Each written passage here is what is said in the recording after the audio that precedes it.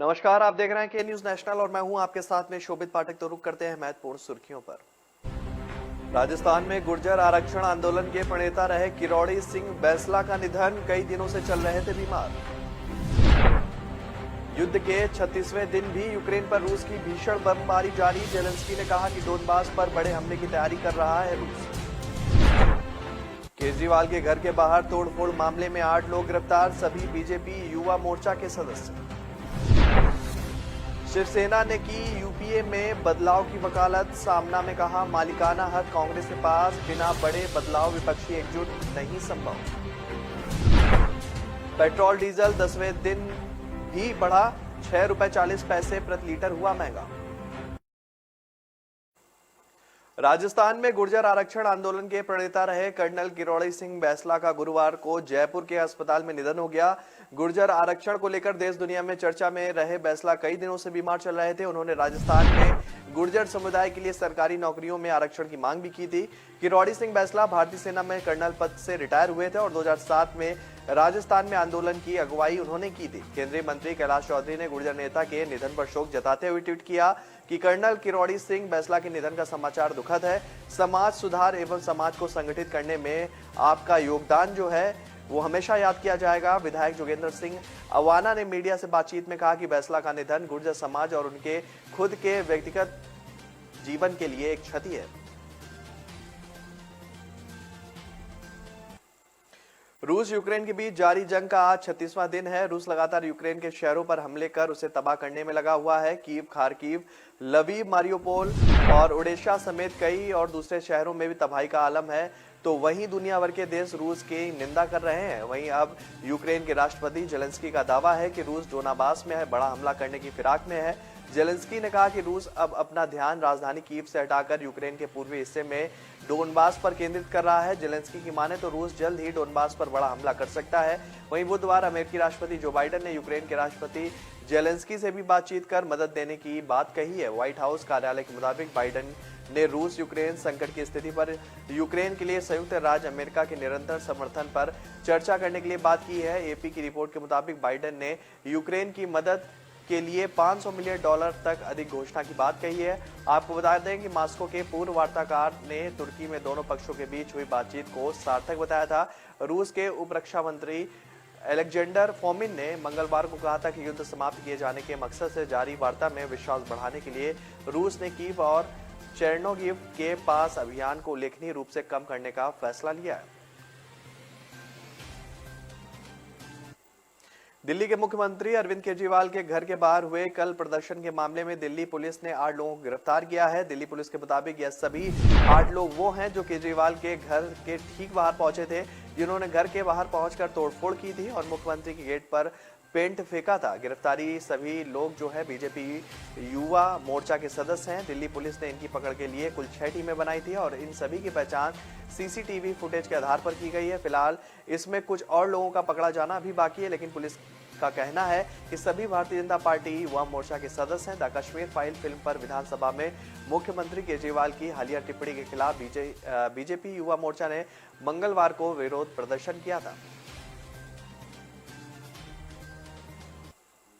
शिवसेना ने संयुक्त प्रगतिशील गठबंधन यानी कि यूपीए में बड़े बदलाव की जरूरत बताई है। मुखपत्र सामना के संपादकीय में शिवसेना ने लिखा कि यूपीए का जो मालिकाना हक कांग्रेस के पास है उसमें बदलाव के लिए बगैर विरोधी एकजुट होना संभव नहीं दिखाई देता है। सामना में आगे कहा गया कि यूपीए का जीर्णोद्धार करना और यूपीए का मालिकाना हक फिलहाल कांग्रेस के नाम पर है, उसमें हेरफेर किए बगैर विरोधियों का मजबूती से एकजुट होना संभव नहीं दिखता है। 5 राज्यों की पराजय के बाद कांग्रेस कम से कम आगे आकर यूपीए के जीर्णोद्धार के लिए विरोधियों का आह्वान करेगी, ऐसी अपेक्षा सभी ने की थी। संपादकीय में शिवसेना ने आगे लिखा कि कांग्रेस पार्टी की अपनी कुछ अंतर्गत पारिवारिक समस्या हो सकती है, परंतु ये समस्या विरोधियों की एकजुटता में बाधा न बने।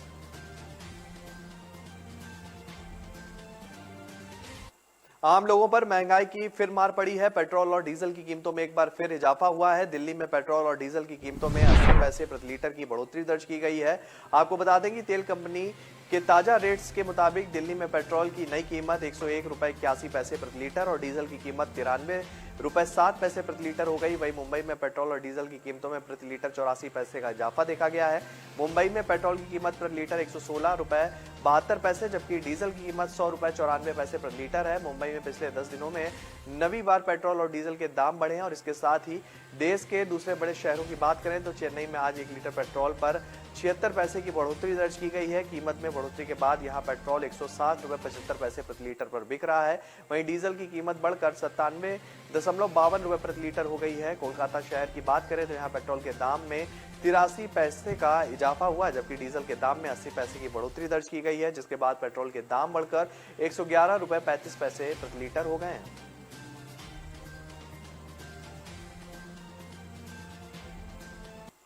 तो ब्रेक पर जाने से पहले रुक करते हैं महत्वपूर्ण सुर्खियों पर।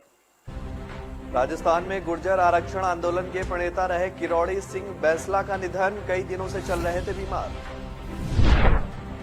युद्ध के 36वें दिन भी यूक्रेन पर रूस की भीषण बमबारी जारी, जेलेंस्की ने कहा कि डोनबास पर बड़े हमले की तैयारी कर रहा है रूस। केजरीवाल के घर के बाहर तोड़फोड़ मामले में 8 लोग गिरफ्तार, सभी बीजेपी युवा मोर्चा के सदस्य। शिवसेना ने की यूपीए में बदलाव की वकालत, सामना में कहा मालिकाना हक कांग्रेस के पास, बिना बड़े बदलाव विपक्षी एकजुट नहीं संभव। पेट्रोल डीजल 10वें दिन भी बढ़ा, 6 रुपए 40 पैसे प्रति लीटर हुआ महंगा।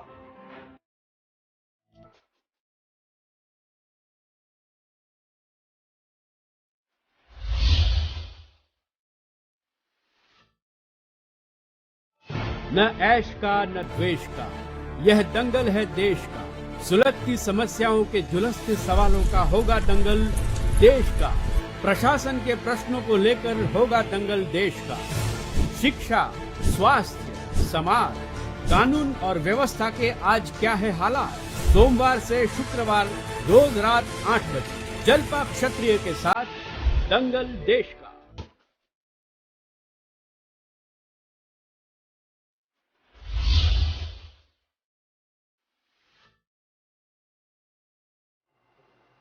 ब्रेक के बाद स्वागत है आपका। रुक करते हैं आगे की खबरों पर। देश में जानलेवा कोरोना वायरस का कहर अब खत्म हो गया है। भारत में पिछले 24 घंटे में कोरोना वायरस के 1225 नए केस सामने आए हैं और 1594 लोग जो है डिस्चार्ज हुए हैं और 28 लोगों की कोरोना से मौत हुई है। एक्टिव केस की संख्या घटकर 15,000 से भी कम है।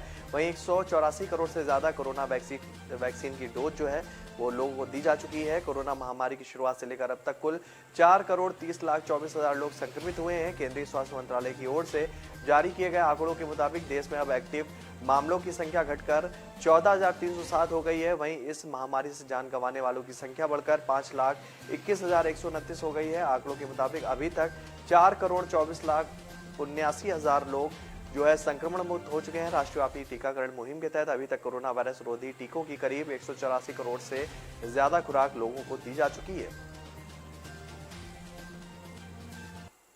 कर्नाटक के मुख्यमंत्री बसवराज बोम्मई ने बुधवार को कहा है कि राज्य सरकार हलाला मांस को लेकर उठाई गई गंभीर आपत्तियों पर विचार करेगी।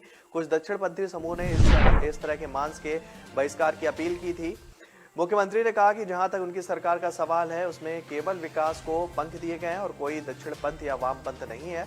हलाल मामले पर सरकार के रुख को लेकर पूछे गए सवाल पर बोम्मई ने कहा कि अभी शुरू हुआ है, हमें इसका संपूर्णता से अध्ययन करना होगा क्योंकि इसका नियमों से कोई भी लेना देना नहीं है। यह एक प्रथा है जो जारी है। अब इसके संबंधों में गंभीर आपत्तियां उठी है और हम इसका निदान करने के लिए तत्पर हैं। दिल्ली समेत पूरे उत्तर भारत में पिछले कुछ दिनों से हीट वेव जारी है और गर्मी के थपेड़े लोगों के लिए आफत की वजह बन रहे हैं। मौसम विभाग ने चेताया है कि दिल्ली में अधिकतम तापमान 40 डिग्री के पार पहुंच सकता है और अगर ऐसा हुआ तो दिल्ली में गर्मी का 70 साल का रिकॉर्ड टूट जाएगा। मार्च के महीने में रिकॉर्ड तोड़ गर्मी ने ऐसा कहर बरपाया है। दिल्ली से लेकर हैदराबाद तो राजस्थान से लेकर मुंबई तक लोग लू के थपेड़े झेल रहे हैं और देश के अलग अलग राज्यों के अलग अलग शहरों में गर्मी ने ऐसा सितम बरपाया है कि जूस की दुकानों पर लोगों की भीड़ साफ देखी जा रही है। देश की आर्थिक राजधानी मुंबई में लोकल ट्रेन महानगर की लाइफ लाइन है तो मेट्रो शहरी परिवहन में नए आयाम जोड़ रही है। 2 अप्रैल को गुड़ी पड़वा के अवसर पर मुंबई मेट्रो को 2 नई लाइनों पर परिवहन शुरू होगा। को रेलवे सुरक्षा आयुक्त ने नई लाइनों पर अधिकतम 70 किलोमीटर की रफ्तार से मेट्रो ट्रेन चलाने की इजाजत दे दी है। इसके बाद मेट्रोपॉलिटन रीजन डेवलपमेंट अथॉरिटी ने इन नए कॉरिडोर को 3 अप्रैल से रोजाना सुबह 5 बजे से रात 11 बजे तक आंशिक रूप से खोलने का फैसला किया है। मुंबई मेट्रो 2.1 दहसीर से दवाकुड़ी तक चलेगी, वहीं मेट्रो दहसीर से आर्य कॉलोनी के बीच चलेगी। इस साथ ही मुंबई मेट्रो के नेटवर्क की लंबाई मौजूदा 12 किलोमीटर से बढ़कर 50 किलोमीटर हो जाएगी। मेट्रो कॉरिडोर लिंक रोड पर दहिसर से डीएनए नगर तक है, जबकि मेट्रो 7 पश्चिमी एक्सप्रेसवे पर दहिसर से अंधेरी तक है। इसका काम अक्टूबर तक पूरा होने की पूरी उम्मीद जताई जा रही है।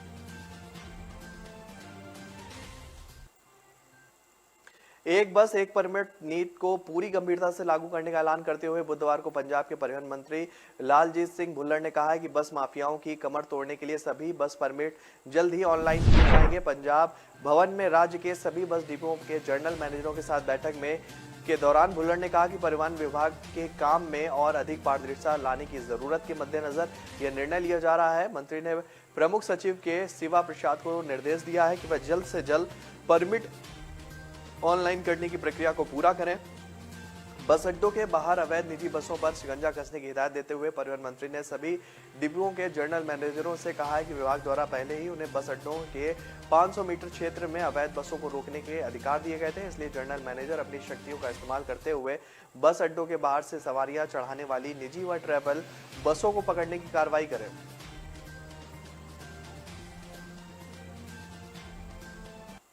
तो ब्रेक पर जाने से पहले रुक करते हैं महत्वपूर्ण सुर्खियों पर। राजस्थान में गुर्जर आरक्षण आंदोलन के प्रणेता रहे किरोड़ी सिंह बैंसला का निधन, कई दिनों से चल रहे थे बीमार। युद्ध के 36वें दिन भी यूक्रेन पर रूस की भीषण बमबारी जारी, जेलेंस्की ने कहा कि डोनबास पर बड़े हमले की तैयारी कर रहा है रूस। केजरीवाल के घर के बाहर तोड़फोड़ मामले में 8 लोग गिरफ्तार, सभी बीजेपी युवा मोर्चा के सदस्य। शिवसेना ने की यूपीए में बदलाव की वकालत, सामना में कहा मालिकाना हक कांग्रेस के पास, बिना बड़े बदलाव विपक्षी एकजुट नहीं संभव। पेट्रोल डीजल 10वें दिन भी बढ़ा, ₹6.40 प्रति लीटर हुआ महंगा।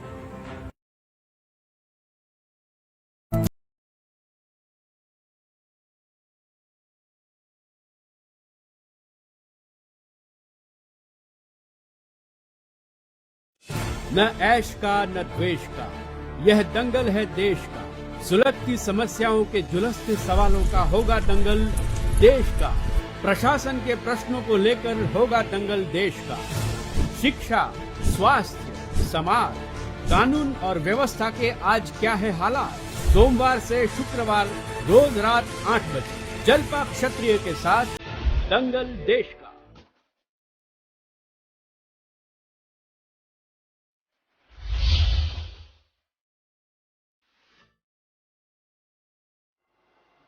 ब्रेक के बाद फिर स्वागत है आपका। रुक करते हैं आगे की खबरों पर। प्रीपेड मीटरों को लेकर केंद्र सरकार और पंजाब सरकार आमने सामने है। केंद्र की चेतावनी के बाद भी पंजाब ने प्रीपेड मीटर लगाने से मना कर दिया है। राज्य सरकार ने कहा है कि वह लोगों के घरों में स्मार्ट मीटर लगाएंगे। पंजाब की ओर से कहा गया है कि केंद्र द्वारा दिए गए समय में इतनी बड़ी संख्या में मीटर लगाना संभव नहीं है।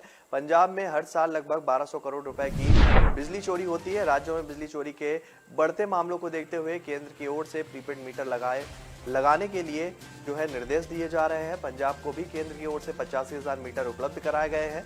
केंद्र की ओर से कहा गया है कि 3 महीने में यह मीटर लगाए जाने हैं। यदि पंजाब में दिए गए समय में मीटर नहीं लगता है तो राज्य में बिजली सुधार फंड रोक दिए जाएंगे। केंद्र की इस चेतावनी के बाद पंजाब ने भी अपना रुख खड़ा कर लिया है। पंजाब के बिजली मंत्री हरभजन सिंह ने साफ किया है कि वह केंद्र द्वारा दिए गए मीटरों को राज्य में नहीं लगाएंगे। उनके स्थान पर सूबे में स्मार्ट मीटर लगाए जाएंगे। प्रीपेड मीटर लगाने से सरकार की मुफ्त बिजली योजना में रुकावट आएगी। इसके कारण सरकार केंद्र की इस योजना से पल्ला झाड़ने में लगी हुई है। पंजाब सरकार की घरेलू खपतकारों को 300 यूनिट बिजली मुफ्त देने की guarantee Punjab state power corporation limited पर भारी पड़ सकती है। इससे पावर कॉम पर सालाना 7,000 करोड़ का अतिरिक्त बोझ भी पड़ेगा। खास बात यह है कि पावर कॉम की 7,452 करोड़ रुपए की सब्सिडी का पहले ही सरकार ने भुगतान ही किया है। इसमें सरकारी विभागों, कॉर्पोरेशन, वार्डों में 2300 करोड़ रुपए बिजली बिल का बकाया शामिल है। ऐसे में पावरकॉम को लगातार बैंकों से लोन लेकर अपने खर्च पूरे करने पड़ रहे हैं। इस संबंध में पावरकॉम के डायरेक्टर जतिंदर गोयल ने बताया कि पंजाब सरकार की ओर से किए गए इस ऐलान से पावरकॉम पर कितना आर्थिक बोझ पड़ेगा, इसका आकलन किया जा रहा है। उन्होंने माना कि सरकार की तरफ से हजारों करोड़ की सब्सिडी बकाया है, जिसकी अदायगी के प्रयास हो रहे हैं। आंकड़ों के मुताबिक पंजाब में इस समय करीब 71 लाख घरेलू उपभोक्ता हैं, जिन्हें सरकार ने चुनावी वादे के मुताबिक 300 यूनिट बिजली मुफ्त देने का ऐलान किया है। उत्तराखंड की 5वीं विधानसभा के पहले सत्र के दूसरे दिन आज सरकार की ओर से पेश लेखानुदान पारित किया जाएगा। मंगलवार को विपक्ष की तीखे तेवरों के चलते सदन स्थगित करना पड़ा था। सरकार पूरी तैयारियों के साथ पहुंची, वहीं विपक्ष भी सदन में महंगाई, बेरोजगारी के मुद्दों पर सरकार को घेर रही है। सदन की शुरुआत सबसे पहले पूर्व विधायक हरबंस कपूर और गोपाल ओझा को श्रद्धांजलि देकर होगी। इसके बाद सरकार की ओर से 2 अध्यादेश भी विधेयक के रूप में पेश किए जा रहे हैं। इससे पूर्व मंगलवार को विधानसभा अध्यक्ष रितु खंडूरी भूषण की अध्यक्षता में कार्य मंत्रणा समिति की बैठक हुई है। यशपाल आर्या विधायक ने कहा है कि राज्यपाल के अभिभाषण में महंगाई को रोकने को लेकर कोई जिक्र नहीं किया गया है, इस पर सदन में चर्चा होनी चाहिए। ममता राकेश ने कहा है कि महंगाई की वजह से लोग परेशान हैं, बिजली की दरों में लगातार बढ़ोतरी की जा रही है। विधायक फुरकान और विक्रम सिंह नेगी ने भी महंगाई को लेकर सरकार पर निशाना साधा है। सनलाइट कॉलोनी में पार्किंग विवाद इतना बड़ा मुद्दा बन गया कि सनलाइट कॉलोनी थाना अध्यक्ष, महिला इंस्पेक्टर व सब इंस्पेक्टर को नाप दिया गया। इन तीनों को लाइन हाजिर कर लिया और डीसीपी ऑफिस भेज दिया गया है। पार्किंग विवाद में एसआई की शिकायत पर मामला दर्ज कर लिया गया है, जबकि दूसरी पार्टी की शिकायत पर मामला दर्ज नहीं किया गया था। इस मामले में भाजपा नेता व कार्यकर्ताओं ने सनलाइट कॉलोनी थाने पर कई घंटे प्रदर्शन किया था। तीनों पुलिस अधिकारियों पर कार्रवाई जो है मुद्दा दिल्ली जो पुलिस में चर्चा का विषय बना हुआ है। दक्षिण पूर्व जिला पुलिस अधिकारियों के अनुसार दिल्ली पुलिस में एसआई ब्रह्म प्रकाश सरिता विहार थाने में तैनात हैं। ब्रह्म प्रकाश भगवान पार्क भीम चौक के पास सनलाइट कॉलोनी में परिवार के साथ रहते हैं। सरिता विहार से पहले वह सनलाइट कॉलोनी थाने में तैनात थे। एसआई ब्रह्म प्रकाश के पड़ोसी नवीन अपनी गाड़ी को शनिवार को ब्रह्म प्रकाश के घर के सामने खड़ी कर दी थी, जिसके बाद विवाद गहरा गया था, जिसके चलते पुलिस वालों को लाइन हाजिर करना पड़ा। दिल्ली एनसीआर में हर साल सर्दी में हवा के दमघोंटू होने पर पराली का धुआं आरोप प्रत्यारोप की राजनीति का आधार बनता है।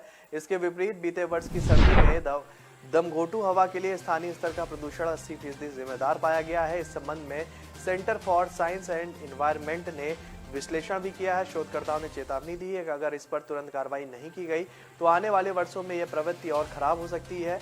सीएसई ने 1 अक्टूबर 2021 से 28 फरवरी 2022 के दौरान दिल्ली एनसीआर में निगरानी स्टेशनों में वास्तविक समय के आंकड़ों का विश्लेषण किया है और इससे पता चलता है कि इस सर्दी में विभिन्न चरणों में भारी और लंबे समय तक बारिश के बावजूद धुंध और प्रदूषण के स्तर में वृद्धि हुई है। इस दौरान कोरोना महामारी के कारण लगने वाले लॉकडाउन और बारिश के कारण कुछ दिन संतोषजनक श्रेणी में दर्ज किए गए थे, जो अब उनमें दर्ज नहीं हुए। तो फिलहाल इस बुलेटिन में मेरे साथ इतना ही। आगे की खबरों के लिए बने रहिए के न्यूज नेशनल के साथ। तब तक के लिए नमस्कार। राजस्थान में गुर्जर आरक्षण आंदोलन के प्रणेता रहे किरोड़ी सिंह बैंसला का निधन, कई दिनों से चल रहे थे बीमार। युद्ध के 36वें दिन भी यूक्रेन पर रूस की भीषण बमबारी जारी, जेलेंस्की ने कहा कि डोनबास पर बड़े हमले की तैयारी कर रहा है रूस। केजरीवाल के घर के बाहर तोड़फोड़ मामले में 8 लोग गिरफ्तार, सभी बीजेपी युवा मोर्चा के सदस्य। शिवसेना ने की यूपीए में बदलाव की वकालत, सामना में कहा मालिकाना हक कांग्रेस के पास, बिना बड़े बदलाव विपक्षी एकजुट नहीं संभव। पेट्रोल डीजल 10वें दिन भी बढ़ा, ₹6.40 प्रति लीटर हुआ महंगा।